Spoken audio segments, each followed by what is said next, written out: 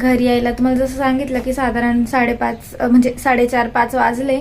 तिकडनं आलो आणि एक म्हणजे काय म्हणतो ना आपण, अचानक एकदम धक्कादायक बातमी कळाली आल्या आल्या.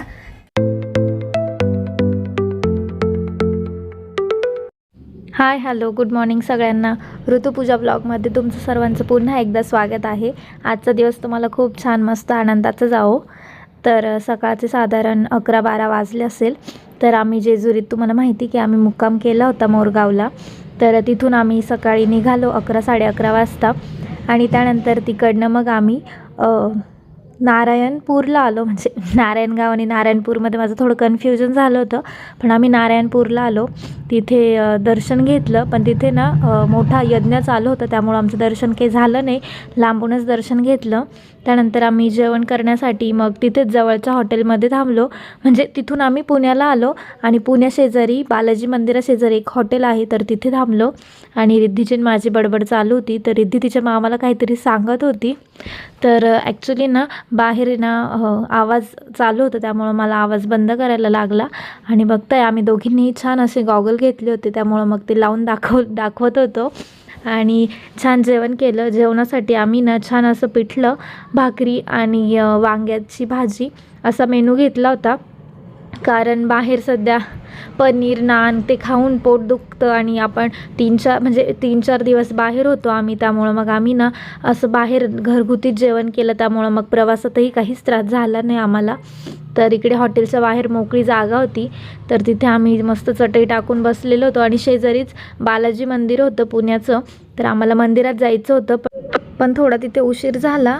तर बघताय तुम्ही खूप गर्दी पण होती त्या दिवशी तिथे. तर साधारण आम्ही 8-8:30 वाजता तिथे गेलो आणि आमचं छान दर्शन झालं. पण तिथे फोन अलाउड नव्हतं, त्यामुळं मग फोनमध्ये नेता आला नाही. त्यानंतर मग आम्ही पुढे निघालो गणपती बाप्पांच्या दर्शनासाठी, पुण्याचे दगडूशेठ हलवाई गणपती बाप्पा. तर माझी खूप इच्छा होती, कारण याआधी मी पुण्याला म्हणजे गेलेली आहे, पण मग बाप्पांचं दर्शन झालं नव्हतं माझं आणि मी पहिल्यांदाच चालली होती बाप्पांच्या दर्शनाला. तर माझी खूप इच्छा होती, पण आणि तिथे असं म्हणत होते की मंदिर 10पर्यंत बंद होतं. पण आमचं खूप चांगलं नशीब आणि आमची खूप इच्छाशक्ती असं म्हणायलाही हरकत नाही की त्या दिवशी मंदिर 11पर्यंत चालू होतं. आणि तिथे विचारल्यावर त्यांनी सांगितलं की मंगळवारी मंदिर थोडं जास्त वेळ चालू असतं. तर आमचं खूप छान दर्शन झालं. अगदी 5 ते 10 मिनटात दर्शन झालं आमचं. आणि तुम्हीही दर्शन घ्या. म्हणजे बाप्पांकडे बघितल्यानंतर मन अगदी प्रसन्न होतं. खूप सुंदर दिसत होते बाप्पा. बाहेर आल्यानंतर पुन्हा कळसाचं दर्शन घेतलं आणि नाश्ता करायचा होता. नाश्ता म्हणजे जेवणच करायचं होतं, कारण 4 वाजता आम्ही जेवलो होतो, त्यामुळे इतकी काही भूक नव्हती. त्यामुळं मग आम्ही पावभाजी घेतली आणि रिद्धीच्या मम्मीला पावभाजी आवडत नाही, तर त्यांनी छान असा पुलाव घेतला. आणि रिद्धीचं सगळ्यात वेगळं असतं, रिद्धीला दोघंही खायचं नव्हतं, त्यामुळं रिद्धीने सँडविच घेतले, चीज सँडविच. तर ती मला दाखवत होती की ऋतू मामी तू पण खा असं. तर झालं आणि त्यानंतर मग आम्ही घरी निघालो. घरी यायला आम्हाला साधारण पहाटे 4:30-5 वाजले होते. हाय गुड मॉर्निंग सगळ्यांना. तर रात्री आम्ही आलो आहे घरी. कमीत कमी रात्री म्हणजे पहाटे 4:30 वाजता आलो आहे. आणि आल्यानंतर म्हणजे संध्याकाळी येताच माझ्या फोनची बॅटरी पण डाऊन झाली होती, फोन स्विच ऑफ झाला होता. घरी यायला तुम्हाला जसं सांगितलं की साधारण 4:30-5 वाजले. तिकडनं आलो आणि एक म्हणजे काय म्हणतो ना आपण, अचानक एकदम धक्कादायक बातमी कळाली आल्या आल्या की मम्मींचा ॲक्सिडेंट झाला. ॲक्सिडेंट म्हणजे त्या घरी येत होत्या आणि गाडीने मागून त्यांना फक्त असं धक्का दिला आणि त्या पडल्या, तर त्यांना मुक्का मार वगैरे लागला आहे. तर आम्हाला रस्त्यातच कळालं होतं, त्यामुळे आम्ही थोडं फास्ट आलो. तर म्हणजे एवढं काही लागण्याचं म्हणजे हे नाही आहे. दवाखान्यात जाऊन आला, काल एक्सरे वगैरे काढला त्यांनी, पण थोडी सूज आहे, मुक्का मार लागला आहे पायाला आणि हाताला. तर आल्या म्हणून मग व्हिडिओ घ्यायला काही जमलं नाही. घरी आल्यानंतर दिवसभर कामातच वेळ गेला, त्यामुळं इतकं काहीच शूट करायला जमलं नाही. आणि मम्मींनाही थोडंसं बरं वाटलं होतं, तर दवाखान्यात जाऊन आलेल्या होत्या. गोळ्या औषधं पण चालू होते त्यांचे.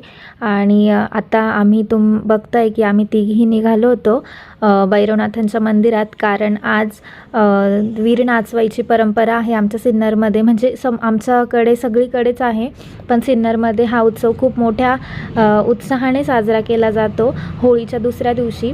पण मग होळीच्या दुसऱ्या दिवशी म्हणजे धुलीवंदनाच्या दिवशी, पण त्या दिवशी ग्रहण होतं, त्यामुळं एक दिवस गेला, धुलीवंदनाच्या दुसऱ्या दिवशी हा सण साजरा केला. तर या दिवशी प्रत्येक घरातील व्यक्ती म्हणजे आपल्या देवघरात जो विरांचा टाक असतो, तर तो खोबऱ्याच्या वाटीत घेऊन त्याला लाल कपडा बांधून देवदर्शनाला येतात आणि त्यांना नाचवण्याची परंपरा आहे. तर इकडे आमच्या इथे मोठ्या प्रमाणात डफ वाजवले जातात आणि त्यांच्या तालावर सगळेजण नाचवतात आपले वीर. आणि ही परंपरा खूप जुनी आहे. नाशिकमध्ये पण ही परंपरा आहे. ज्यांना माहिती असेल त्यांना सांगते की पंचवटीमध्ये वीर नाचवण्याची खूप मोठी परंपरा आहे आणि तशीच परंपरा सिन्नरमध्ये पण आहे भैरवनाथ मंदिरात. तर खूप गर्दी होती, तुम्ही बघू शकता. आणि आपला लाडू पण आलेला होता आमच्यासोबत कारण, आणि तो बघता एवढ्या गर्दीत इतका आवाज होता तरी पण तो एकदम शांत होता. आणि हे जे तुम्ही बघताय तर यांना आमच्या इथे डसनडुकरी असं म्हणतात. तर ते वेगवेगळ्या वेशभूषा करून येतात, पण ह्यावेळेस जास्त काही नव्हतं. तर ते आपल्याला आशीर्वाद देतात. त्यांच्याकडे झाडू असतो आणि त्याने ते आपल्याला आशीर्वाद देतात. पण रिद्धी ना त्यांचा वेशभूषा बघून ना थोडी घाबरली होती, तर रिद्धी काही गेली नाही. त्यानंतर आमच्या तिथे म्हणजे सर्वच नातेवाईक येतात. तर आम्हाला मंदिरात शुभम, त्यानंतर पल्लवी वहिनी आणि सिया, तर तीही भेटल्या. आणि प्रत्येक म्हणजे आमच्या घरातले सर्वच नातेवाईक त्या दिवशी दर्शनासाठी भैरवनाथ मंदिरात जातात. आणि मंदिरात तर खूप जास्त गर्दी होती, तरी पण आपल्या लाडूचं बघताय खूप छान दर्शन झालं, आमचंही झालं. आणि दर्शनासाठी पण भाविकांची खूप जास्त गर्दी होती तिथे. आणि तुम्हाला वीर दाखवते की वेगवेगळी बघताय तुम्ही इथे वेशभूषा करून येतात आणि हातात तलवार आणि खोबऱ्याची वाटी आणि त्यामध्ये वीरांचा टाक असतो आणि ते नाचवतात.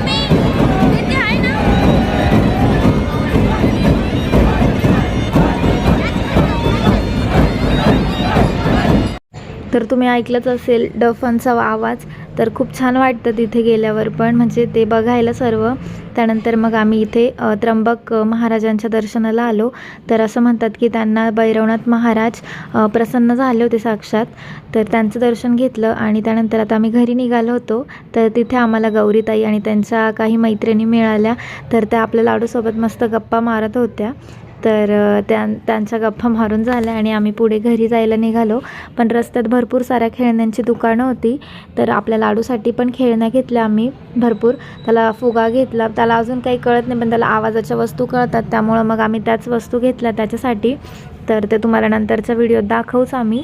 तर भैरवनाथ मंदिराशेजारीच स्वामी समर्थांचंही केंद्र आहे. तर आम्ही तिथून दर्शन घेऊन केंद्रात आलो. लाडूलाही दर्शन दिलं आणि त्यानंतर मग घरी यायच्या वेळेस उसाचा रस पिला. मला प्यायचं नव्हतं कारण 3-4 दिवस ते बाहेरचं थोडंफार खाऊन ना घसा माझा थोडा दुखत होता, त्यामुळं मग मी काही रस घेतला नाही. रिद्धीने, मम्मीने, पूजाने छानपैकी रस पिला आणि त्यानंतर मग आम्ही घरी आलो. म्हणजे घरी येऊन पुन्हा तळी भरायची असते. वीर नाचवलेले असतात त्यावेळेस. तर गणेश भाऊ आमचे वीर घेऊन ते नाचवायला गेलेले होते आणि तेही घरी आले. तर तळी भरण्यासाठी 5 जणं लागतात. तर त्यांचे मित्र, भाऊ त्यांनाही बोलवलेलं होतं. तर आता तळी भरायची होती. तर ही परंपरा खूप जुनी आहे की वीर नाचवल्यानंतर तळी भरायची आणि ती तळी घराच्या बाहेर भरली जाते. तर आम्ही ओट्यावर त्यांनी चटई वगैरे टाकलेली होती. आणि आता जे आपण कपड्यात बांधून खोबऱ्याची वाटी आणि वीरांचा टाक नेलेला असतो त्यांची तळी भरायची. आणि तळी भरताना काय बोलतात मी तुम्हाला पुढे दाखवते.